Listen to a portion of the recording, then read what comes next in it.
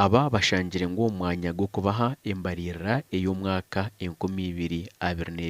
2023 babahire imbarira ey'2021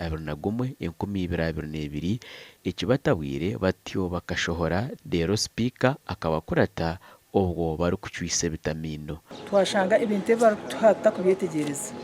tuyija tushike ibintu bitu tureba ngo baza kubutoma umubuteka bonye no butwenda cyane kadushikaha shanga bye bindi ekizibu cya Kabwohe ningira ngo naba bantu abakwita ba actuals bo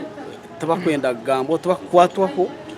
we natwara kanso ningashikabwohe nkuwabo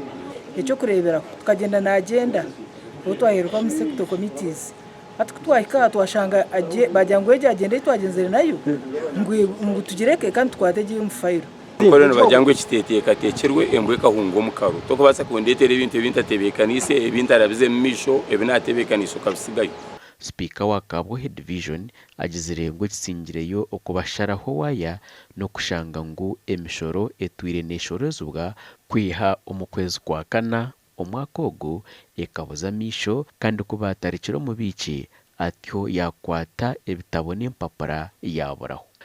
Actually financial committee sector committee yayo ishemeye kuba neta dajwe ibintu ebyo ne bajoreka bajinaka ni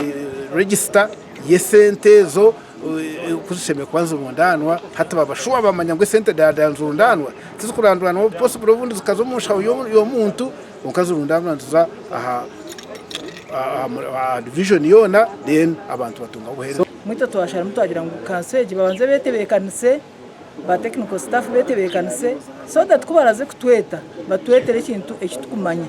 ubwa nyuma yaba kansara kwerise nkuri omishoga office yo mubici barkwenda aboreke inshohoza n'entasi ya division abarugiremo ko waza kushesha ekitabwire speaker na ba kansara division tine sente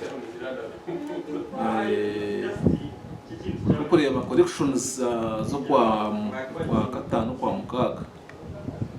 collecting hatu submitting municipality submitting account izo sindi zikagarukaga ba kansara bagenzire bari kucwise vitamino bari kugira ngo baherera kutunga za rawensi zabo omieze 5 nyuma ngo kandi ko bari kuzoma kanso ningo mu buciko n'akacupa kamizi tubarukatunga gashakwa Michael atwakire.